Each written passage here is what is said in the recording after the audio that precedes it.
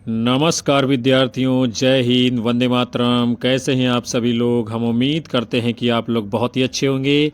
आप सभी पुनः से विजिट कर चुके हो दीपक लक्ष्य हब यूट्यूब चैनल के प्लेटफॉर्म पर। सभी का हार्दिक स्वागत, वंदन और अभिनंदन करते हैं।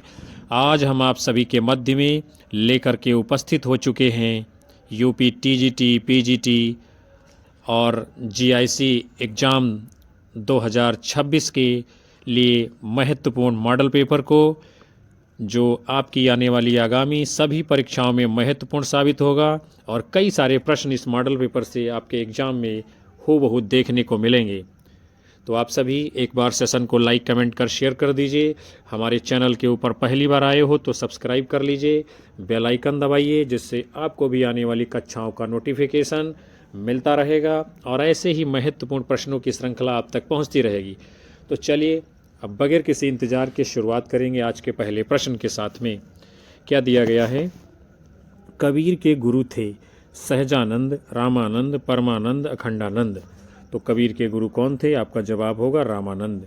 अगला है, कबीर परिचय के रचनाकार कौन है? अनंतदास, धर्मदास, रामानंद, इनमें से कोई नहीं। तो कबीर परिचय रचना किसकी है? आपका जवाब होगा अनंतदास की। अगला प्रश्न आप सभी के सामने है, कबीर का जीवन काल है। बताना है आपको इनमें से कबीर का जीवन काल है।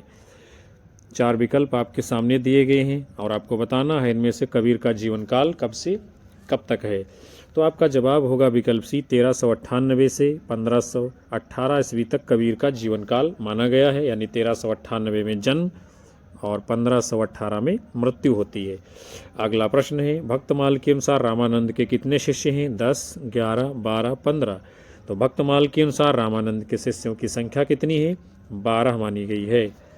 आगे बढ़ेंगे। अगला प्रश्न आपके सामने है, किस ग्रंथ में गोरखनाथ और कबीर के मध्य तत्व सिद्धांत पर विवेचना को बाणी दी गई है? कबीर गोरख गुष्ट, भक्तमाल, भवतारण, कबीर परिचयी। किस ग्रंथ में गोरखनाथ और कबीरदास के मध्य तत्व सिद्धांत पर विवेचना को बाणी दी गई है? तो आपका सही उत्तर क्या होगा? विकल्प ए, यानी कबीर गोरख गुष्ट में गोरखनाथ और कबीर के मध्य तत्व सिद्धांत पर विवेचना की गई है। अगला प्रश्न आपके सामने है, प्राथमिक सांप्रदायिक ग्रंथ है? कबीर चरित्रबोध, कबीर परिचयी, भवतारण, इनमें से कोई नहीं। प्राथमिक यानी कि पहला, इनमें से सांप्रदायिक ग्रंथ कौन सा है? तो आपका जवाब होगा विकल्प ए, कबीर चरित्रबोध। यह इसको क्या माना जाता है? प्रथम सांप्रदायिक ग्रंथ। आगे बढ़ेंगे। फिर अगला प्रश्न आप सभी के सामने है, सुमेलित करना है। सुमेलित करना है यानी जीवन काल कवियों का आपको बताना है कौन सा किस में रहेगा, कौन सा जीवन काल किसका है। तो देखते हैं हम लोग सभी। कबीरदास का जीवन काल 1398 से 1518, ये तो बिल्कुल सही है। रामानंद का जीवन काल 1368 से 1468, ये भी सही है। फिर गुरु नानक का जीवन काल 1469 से 1538, ये भी सही है। दादू दयाल का जीवन काल 1455 से यानी 1544 से 1633, ये भी बिल्कुल सही है। तो ये आपका सही मिलान कर दिया गया है कवि और उनका जीवन काल। और जो इसमें कूट आपका सही होगा विद्यार्थियों, यानी उत्तर के रूप में माना जाएगा, वो आपका होगा विकल्प सी। जवाब होगा कौन सा? विकल्प सी। अगला प्रश्न है, कालक्रम निर्धारित कीजिए। ये रचनाएं दी गई हैं, 4 विकल्प आप सभी के सामने हैं। आपको बताना है क्रम से कौन सी रचना पहले से बाद के क्रम में प्रकाशित हुई है, उत्तर आपको देना है।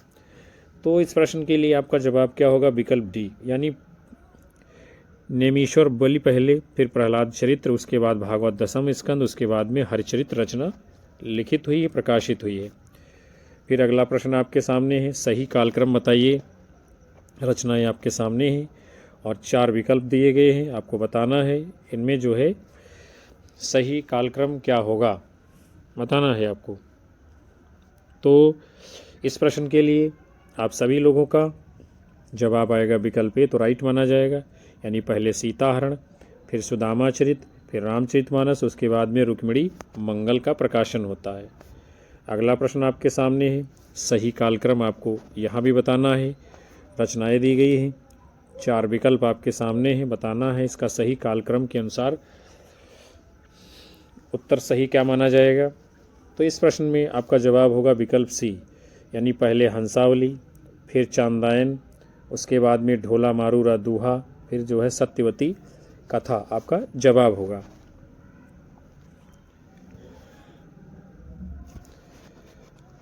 चलिए आगे बढ़ते हैं। अगला प्रश्न आप सभी के सामने है। फिर जो है सही कालक्रम आपको लगाना है रचनाओं का। 4 विकल्प आप सभी के सामने दिए गए हैं, कौन सा इसमें उत्तर सही होगा? तो आपका जवाब होगा विकल्प डी, यानी पहले मृगावती, फिर माधवानल कामकंदला, फिर पद्मावत, उसके बाद में मधुमालती का प्रकाशन होता है। अगला प्रश्न आपके सामने है। सही कालक्रम आपको यहाँ भी रचनाओं का लगाना है, कौन सा विकल्प जो है प्रकाशन वर्ष के अनुसार सही होगा? तो आपका जवाब क्या होगा इस प्रश्न के लिए? यानी विकल्प बी, पहले रूपमंजरी, फिर चिताई वार्ता, फिर चित्रावली, फिर शरत रतन। अगला प्रश्न आपके सामने है। सही कालक्रम आपको यहाँ भी लगाना है। 4 विकल्प आपके सामने है, बताना है कौन सी रचना पहले से बाद के क्रम में प्रकाशित हुई है। तो क्या जवाब होगा इस प्रश्न का आपका? विकल्प ए, यानी पहले ज्ञानदीप, फिर हंस जवाहिर, फिर अनुराग बांसुरी, उसके बाद में इंद्रावती। अगला प्रश्न आपके सामने है। सुमेलित करना है, संप्रदाय हैं और उनके आचार्यों का नाम आपको बताना है। तो सबसे पहले है द्वैताद्वैतवाद। द्वैताद्वैतवाद के जो है कौन है द्वैताद्वैतवाद के आचार्य? तो वो है निम्बार्काचार्य। सखी संप्रदाय के स्वामी हरदास है, रुद्र संप्रदाय के विष्णु स्वामी, रामावत संप्रदाय के रामानंद जी हैं। ये आपका सही मिलान कर दिया गया है।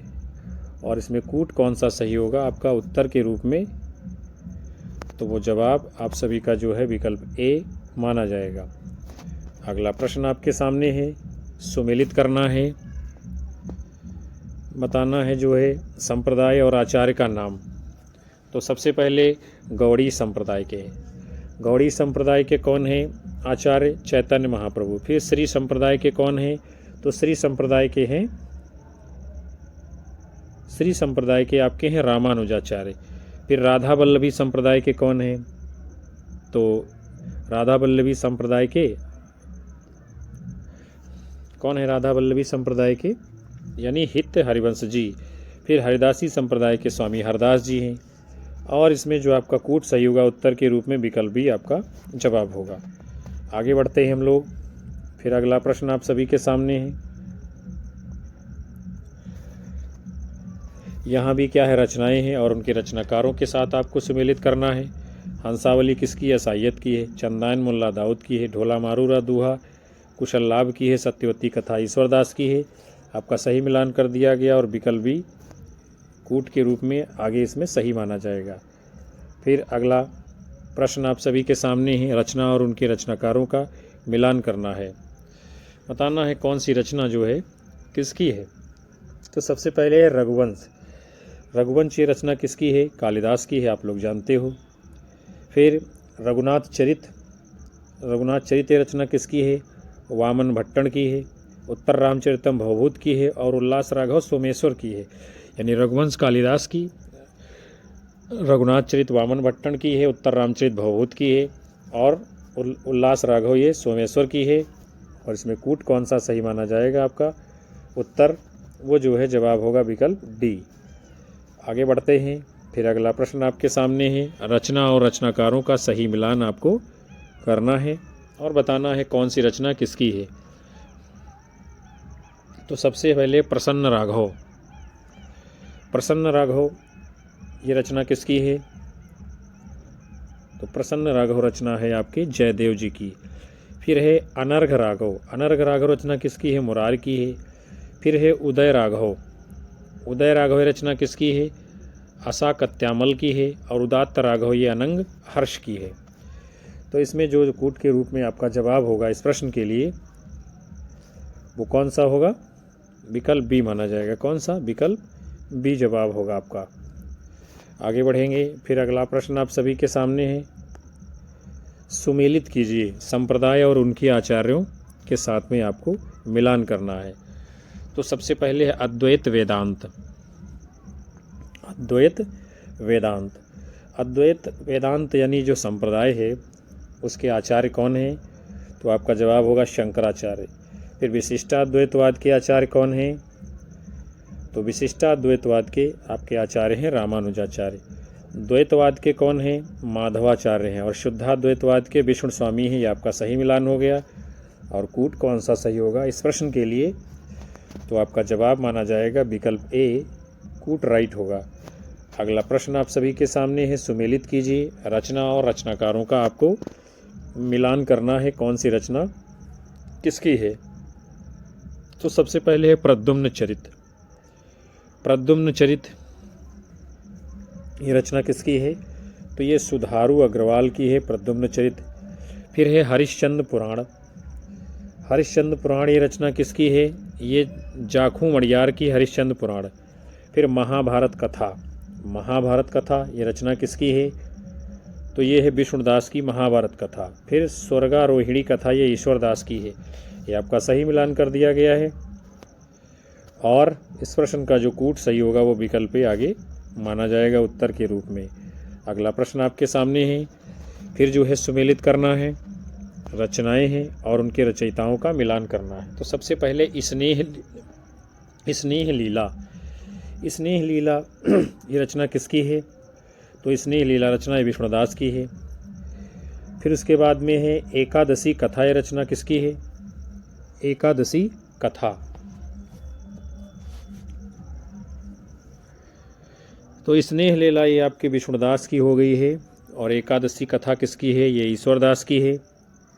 फिर प्रहलाद लीला ये रचना किसकी है? रैदास की है।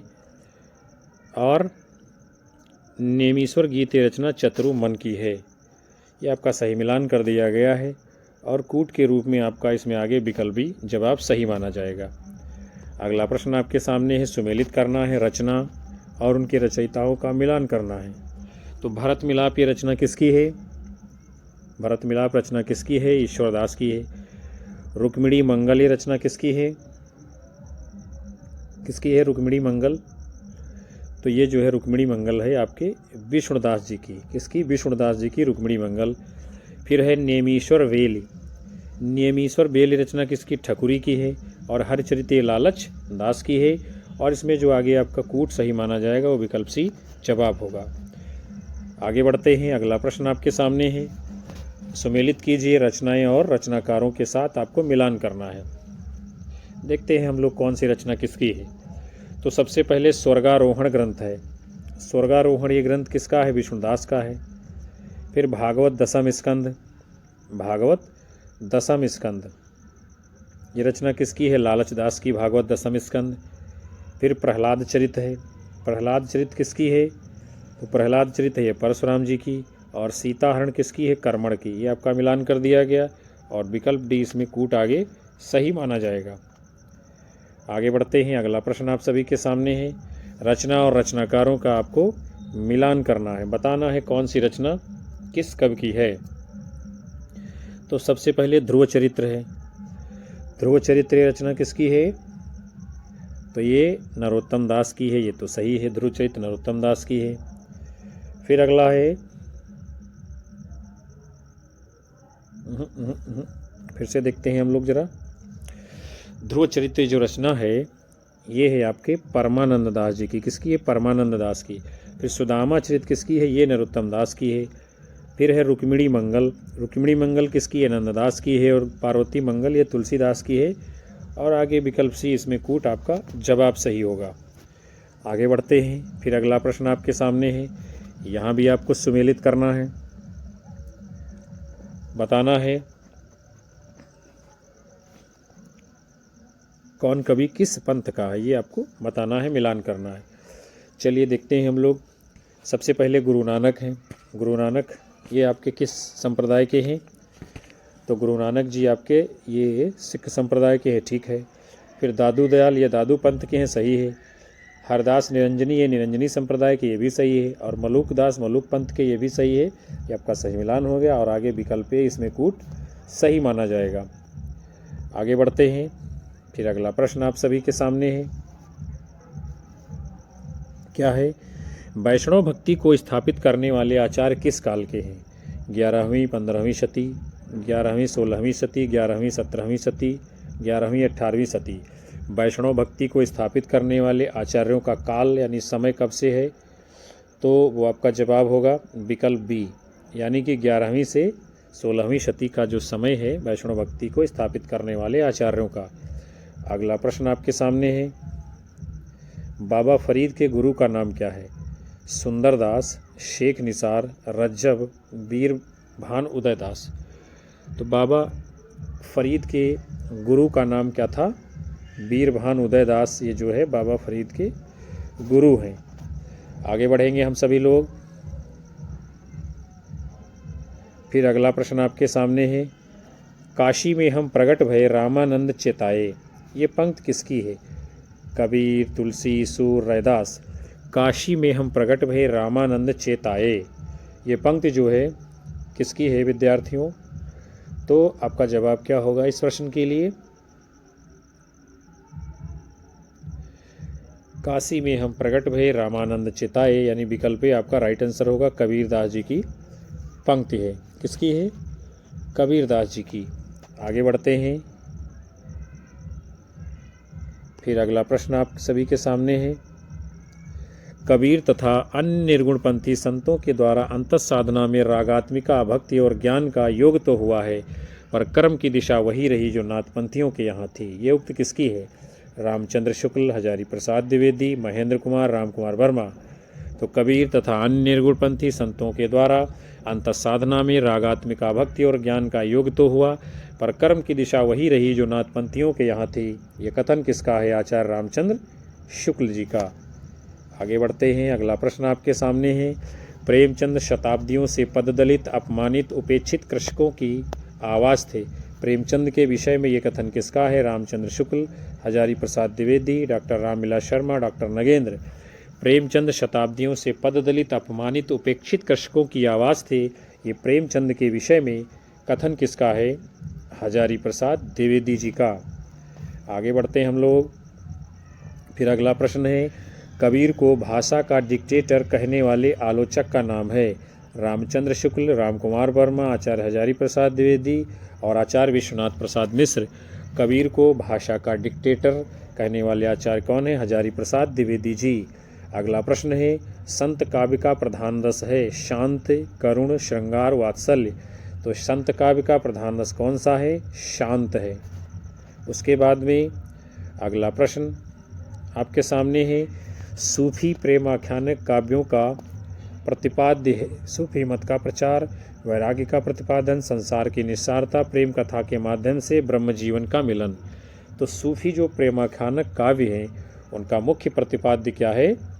प्रेम कथा के माध्यम से ब्रह्म और जीव का मिलन। अगला प्रश्न है, सूफी काव्य परंपरा की सर्वप्रमुख रचना है? मधुमालती, मृगावती, माधवन कामकंदला, पद्मावत। सूफी काव्य परंपरा की सर्वश्रेष्ठ रचना कौन सी है? सर्वप्रमुख, यानी कि पद्मावत महाकाव्य। उसके बाद में अगला प्रश्न है, आलवार वैष्णवों की संख्या कितनी है? 9, 10, 11, 12। तो आलवार वैष्णवों की संख्या कितनी मानी गई है? 12। अगला है, वारकरी संप्रदाय के प्रवर्तक कौन है? कबीर, ज्ञानदेव, ज्ञानेश्वर, नामदेव, एकनाथ। वारकरी संप्रदाय के प्रवर्तक कौन है? तो आपका जवाब होगा ज्ञानेश्वर जी, ये वारकरी संप्रदाय के प्रवर्तक हैं। अगला प्रश्न है, हार की जीत कहानी के लेखक? विश्वंभरनाथ शर्मा कौशिक, भगवती प्रसाद वाजपेयी, सुदर्शन पांडे, बेचन शर्मा उग्र। हार की जीत कहानी के लेखक कौन है? तो सही उत्तर आपका क्या होगा? सुदर्शन जी की कहानी है हार की जीत। आगे बढ़ेंगे हम लोग। फिर अगला प्रश्न है, कबीरदास के मरने पर उनकी गद्दी किसको मिली? रैदास, धर्मदास, दादूदयाल, सुंदरदास। कबीरदास के मरने पर उनकी गद्दी किसको मिलती है? यानी कि धर्मदास को। फिर अगला प्रश्न आप सभी के सामने है, उस भक्त कवि का नाम बताइए जिसकी कुछ रचनाएं सगुणोपासना से संबंध रखती हैं तो कुछ निर्गुणोपासना से? नरसिंह मेहता, नामदेव, कबीरदास, चैतन्य महाप्रभु। तो उस भक्त कवि का नाम जिसकी कुछ रचनाएं सगुणोपासना में, कुछ निर्गुणोपासना में मिलती हैं, तो जवाब होगा यानी कि नामदेव जी की रचनाएं। अगला प्रश्न है, स्वामी रामानंद जी ने जिस विरक्त दल का संगठन किया उसका नाम क्या है? विरक्त दल, उन्मुक्त दल, बैरागी, नागा। रामानंद जी ने जिस विरक्त दल का संगठन किया था उसका नाम क्या है? तो आपका जवाब होगा बैरागी दल। आगे बढ़ते हैं, अगला प्रश्न आपके सामने है। भक्तमाल के अनुसार रामानंद के कितने शिष्य कहे गए हैं? 8, 9, 10, 12। तो भक्तमाल के अनुसार रामानंद जी के 12 शिष्य माने गए हैं। अगला है, प्रेमचंद का कौन सा उपन्यास गांधीवाद से अधिक प्रभावित है? गोदान, रंगभूमि, कर्मभूमि, सेवा सदन। तो प्रेमचंद जी का इनमें से जो उपन्यास गांधीवाद से अधिक प्रभावित है उसका नाम क्या है? विकल्प बी यानी कि रंगभूमि। आगे बढ़ेंगे हम लोग, अगले प्रश्न को देखते हैं। हिंदी साहित्य के पूर्व मध्यकाल को अन्य किस नाम से जाना जाता है? रासोकाल, वीरगाथा काल, भक्तिकाल, रीतिकाल। तो हिंदी साहित्य के पूर्व मध्यकाल को भक्तिकाल के नाम से जानते हैं। अगला है, किस पंथ के अनुयायी सतनाम कहकर आपस में एक दूसरे का अभिवादन करते थे? जैन धर्म, दादू पंथ, सिख धर्म, कबीर पंथ। तो किस धर्म के अनुयायी सतनाम कहकर आपस में एक दूसरे का अभिवादन करते थे? तो आपका सही जवाब क्या होगा? सतनाम ये कबीर पंथ के लोग कहते थे। आगे बढ़ेंगे हम लोग, फिर अगला प्रश्न है, सिख पंथ के प्रवर्तक संत थे? गुरु नानक, गुरु गोविंद सिंह, गुरु अर्जुन देव, गुरु अंगद देव। सिख पंथ के प्रवर्तक कौन थे? तो आपका जवाब होगा गुरु नानक जी। अगला प्रश्न है, कबीर को भाषा का डिक्टेटर कहने वाले आलोचक हैं? आचार्य रामचंद्र शुक्ल, राम कुमार वर्मा, हजारी प्रसाद द्विवेदी, आचार्य विश्वनाथ प्रसाद मिश्र। तो कबीर को भाषा का डिक्टेटर कहने वाले आलोचक कौन हैं? तो आपका जवाब क्या होगा? हजारी प्रसाद द्विवेदी जी। अगला प्रश्न आपके सामने है, संत काव्य का प्रधान रस इनमें से कौन है? शांत, करुण, श्रृंगार, वात्सल्य। तो संत काव्य का प्रधान रस कौन सा है? तो आपका जवाब होगा शांत रस। फिर अगला है, सूफी प्रेमाख्यानकों का मुख्य प्रतिपाद्य क्या है? तो सूफी प्रेमाख्यानक का मुख्य प्रतिपाद्य है प्रेम कथा के माध्यम से ब्रह्म और जीव का मिलन। आगे बढ़ते हैं, फिर अगला प्रश्न है, सूफी काव्य परंपरा की सर्व प्रमुख रचना कौन सी है? मधुमालती, मृगावती, माधवमल कामकंदला, पद्मावत। तो सूफी काव्य परंपरा की सर्व प्रमुख रचना कौन सी है? पद्मावत। अगला प्रश्न है, भक्ति साहित्य का प्रादुर्भाव सर्वप्रथम कहाँ हुआ? दक्षिण भारत, महाराष्ट्र, गुजरात, उत्तर भारत। तो भक्ति का प्रादुर्भाव सबसे पहले कहाँ होता है? दक्षिण भारत में भक्ति द्राविड़ी उपजी। अगले प्रश्न को देखते हैं, समग्र भक्तिकालीन काव्य पर कौन सी विशेषता लागू होती है? अवतार में विश्वास, जाति प्रथा का निषेध, अहंकार का त्याग, ईश्वरी लीला का गायन। तो जो संपूर्ण यानी पूरे भक्तिपाल काल पर जो विशेषता लागू होती वो है अहंकार का त्याग। अगला प्रश्न है, संत मत का महत्व इसलिए है क्योंकि वे मानते हैं भक्त जन्म मरण वाला गुरु है, ईश्वर को मिलाने वाले गुरु हैं, भक्ति क्षेत्र में जाति पाति भेद है, शास्त्रीय ज्ञान का महत्व है। तो संत मत का महत्व इसलिए है क्योंकि वे क्या मानते हैं? ईश्वर को मिलाने वाला गुरु होता है, यही इम्पॉर्टेंट है। फिर अगला है, सूफी संतों ने जनता के कष्ट दूर करने के लिए किस साधना को अपनाया है? वाम मार्ग, वैष्णव प्रेम मार्ग, तांत्रिक योग मार्ग, वैदिक मार्ग। तो सूफी संतों ने जनता के कष्ट को दूर करने के लिए किस साधन को अपनाया है? वैष्णव प्रेम मार्ग को। फिर अगला है, आचार्य शुक्ल ने सूफी कवियों की प्रेम पद्धति में सर्वाधिक महत्वपूर्ण माना है? प्रेम की पीर, लौकिक प्रेम, प्रतीकात्मक प्रेम, दार्शनिक अभिव्यक्ति। तो आचार्य रामचंद्र शुक्ल जी ने सूफी कवियों की प्रेम पद्धति में सर्वाधिक जो है महत्वपूर्ण क्या माना है? प्रेम की पीर माना है। उसके बाद में अगला प्रश्न आपके सामने है, सूफी कवियों को कहा जाता है? क्या कहते हैं सूफी कवियों को? पुष्टि मार्गी, प्रेम मार्गी, वैष्णव मार्गी, इस्लाम मार्गी। तो आप सब जानते हैं सूफी कवियों को क्या कहा जाता है? प्रेम मार्गी। उसके बाद में अगला प्रश्न है, मानुष प्रेम भयो बैकुंठी पंक्ति किस कवि की है? कुंभन दास, तुलसीदास, परमानंद दास, जायसी। तो मानुष प्रेम भयो बैकुंठी ये पंक्ति किसकी है? मलिक मोहम्मद जायसी जी की। आगे बढ़ते हैं, फिर अगला प्रश्न है, भक्ति आंदोलन के आविर्भाव का क्षेत्र था? उत्तर भारत, दक्षिण भारत, पूर्वी भारत, पश्चिमी भारत। तो भक्ति आंदोलन के आविर्भाव का क्षेत्र क्या था? दक्षिण भारत। अगला प्रश्न है, सगुण भक्ति के विरोधी थे तुलसी, कबीर, सूरदास, मीरा। तो सगुण भक्ति के विरोधी इनमें से कौन थे? तो आपका जवाब क्या होगा? कबीरदास जी। अगला प्रश्न है, भक्ति आंदोलन का प्रमुख लक्ष्य क्या था? बताना है आप सभी को। भक्ति आंदोलन का प्रमुख लक्ष्य था मठों की स्थापना, जाति प्रथा को आघात पहुंचाना, शाश्वत मूल्यों की स्थापना, हिंदू मुसलमानों में एकता स्थापित करना। तो भक्ति आंदोलन का मुख्य लक्ष्य क्या था विद्यार्थियों? शाश्वत मानवीय मूल्यों की स्थापना करना।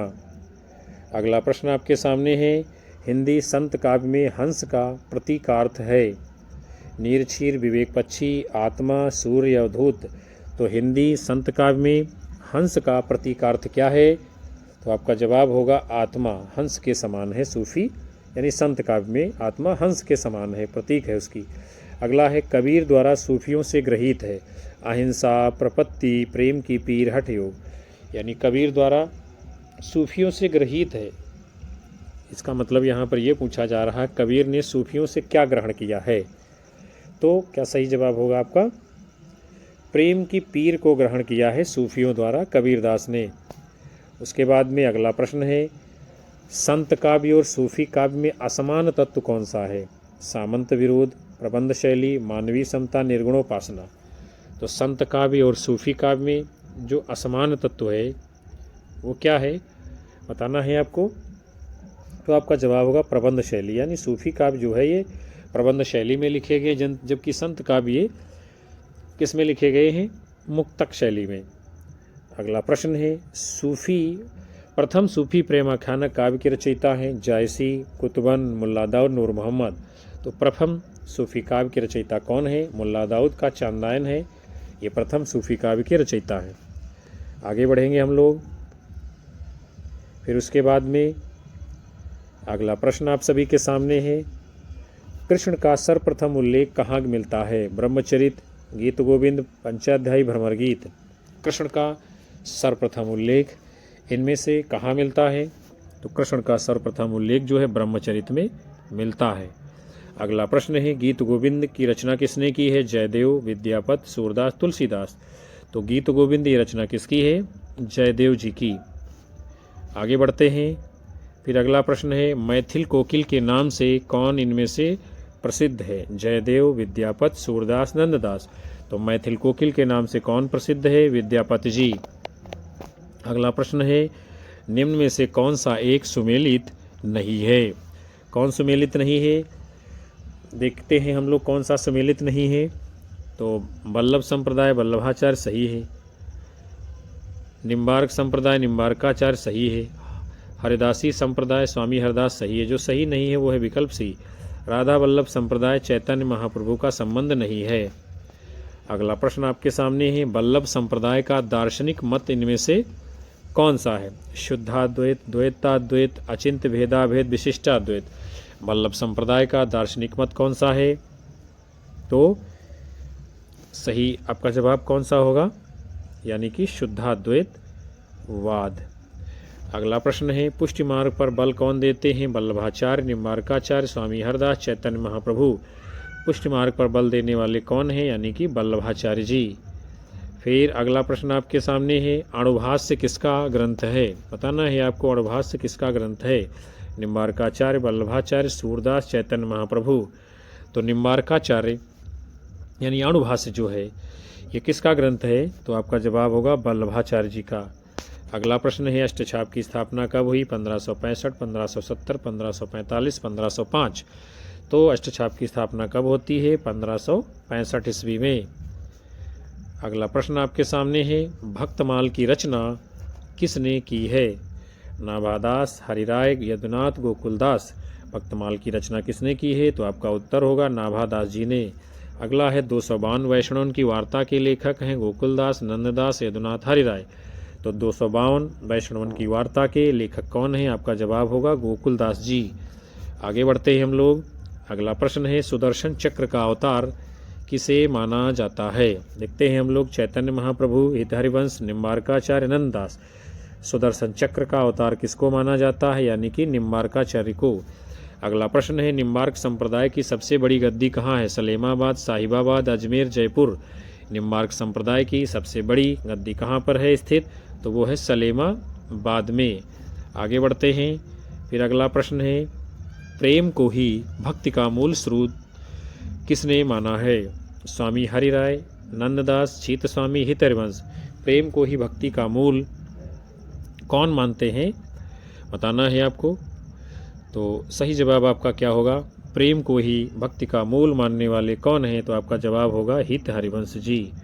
अगला प्रश्न है, निजमत सिद्धांत नामक ग्रंथ के रचयिता कौन हैं, किशोरदास, नंददास, नाभादास, हरिदास। निजमत सिद्धांत नामक ग्रंथ के रचयिता कौन है, तो आपका उत्तर क्या होगा, किशोरदास। ये निजमत सिद्धांत नामक ग्रंथ के रचयिता हैं किशोरदास।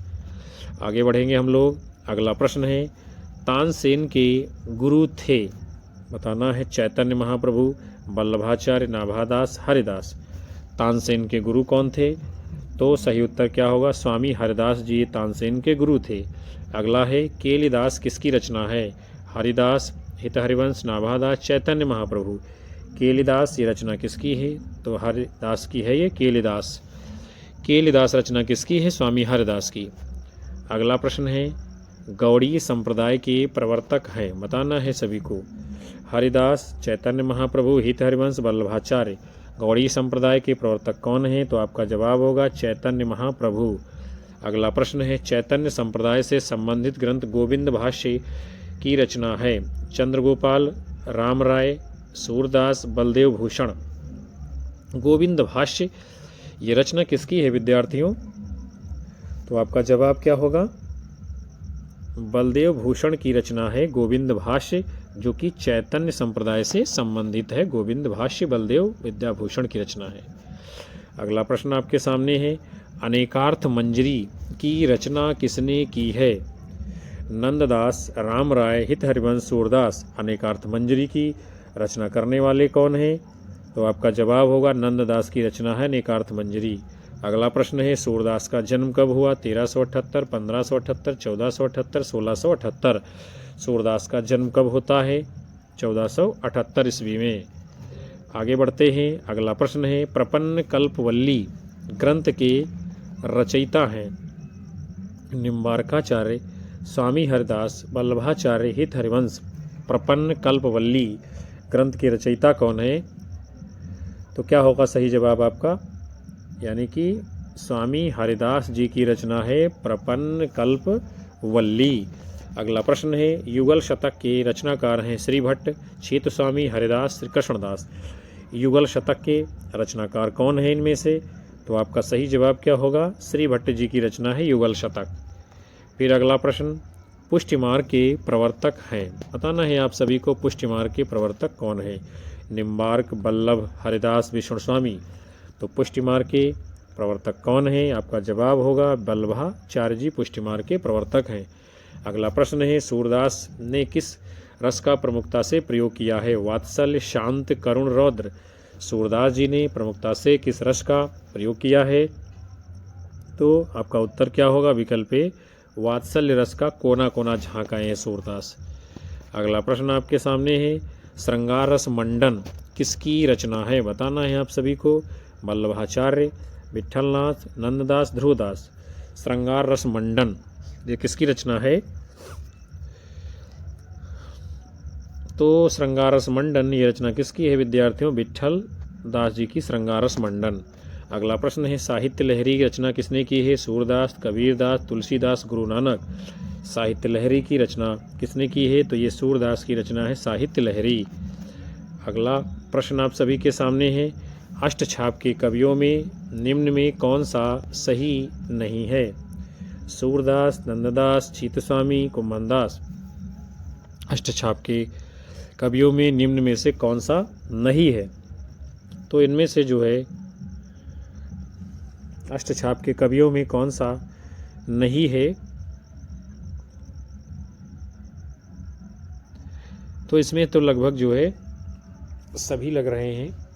अष्टछाप के कवियों में वो सभी लग रहे हैं। कुंभन दास, सूरदास, परमानंद दास, कृष्णदास, नंददास, गोविंद स्वामी, शीत स्वामी, चतुर्भुज दास, इसमें तो सभी लग रहे हैं। आगे बढ़ते हैं। अगला प्रश्न आप सभी के सामने है। महावाणी निम्न में से किसकी रचना है? परशुराम देव, श्री भट्ट, हरिव्यास देव, सूरदास। महावाणी ये किसकी रचना है? तो आपका जवाब होगा हरिव्यास देव की रचना है महावाणी। फिर अगला प्रश्न आपके सामने है। माया महा ठगिन हम जानी पंक्ति किस कवि की है? तुलसीदास, कबीर, नामदेव, ज्ञानदेव। माया महा ठगिन हम जानी ये पंक्ति किसकी है? तो आप सभी का सही उत्तर क्या होगा? कबीरदास की पंक्ति है माया महा ठगिन हम जानी। अगला प्रश्न। सूफी काव्यधारा का एक अन्य नाम है प्रेमाश्रयी, संत धारा, निर्गुण धारा, इनमें से कोई नहीं। तो सूफी काव्यधारा का एक अन्य नाम क्या है? तो आपका जवाब होगा प्रेमाश्रयी धारा। फिर अगला प्रश्न आपके सामने है। नल दमयंती की प्रेम कथा किस ग्रंथ में है? बताना है। महाभारत, रामायण, हरिवंश पुराण, ऋग्वेद। नल दमयंती की प्रेम कथा किसमें है? तो आपका जवाब क्या होगा? हरिवंश पुराण में नल दमयंती की कथा है। अगला प्रश्न है। कृष्ण व रुक्मिणी का प्रेम आख्यान किस पुराण में है? शिव पुराण, हरिवंश पुराण, गरुड़ पुराण, विष्णु पुराण। तो कृष्ण व रुक्मिणी का प्रेम आख्यान किस पुराण में है? तो आपका जवाब होगा हरिवंश पुराण में कृष्ण और रुक्मिणी का प्रेम आख्यान मिलता है। किसमें? हरिवंश पुराण में। अगला प्रश्न आपके सामने है। मधुमालती की रचना किसने की है? कुतुबन, मंझन, उस्मान, जायसी। मधुमालती की रचना किसने की है? तो आपका जवाब क्या होगा? मंझन ने। अगला प्रश्न है। मधुमालती के नायक का नाम क्या है? रत्नसेन, माधव, मनोहर, ऋतुपर्ण। तो मधुमालती का नायक कौन है? तो आपका जवाब क्या होगा? ऋतुपर्ण है मधुमालती का नायक। आगे बढ़ते हैं। अगला प्रश्न आपके सामने है। सुंदर विलास किसकी रचना है? सुंदरदास, रैदास, कबीर, तुलसीदास। तो सुंदर विलास की रचना किसकी है? तो आपका जवाब होगा सुंदरदास की रचना है सुंदर विलास। अगला प्रश्न है। माधवानल काम कंदला रचना किसकी है? गणपति, दामोदर, कवि, उस्मान, सुंदरदास। तो माधवानल काम कंदला ये रचना किसकी है? गणपत जी की। आगे बढ़ते हैं।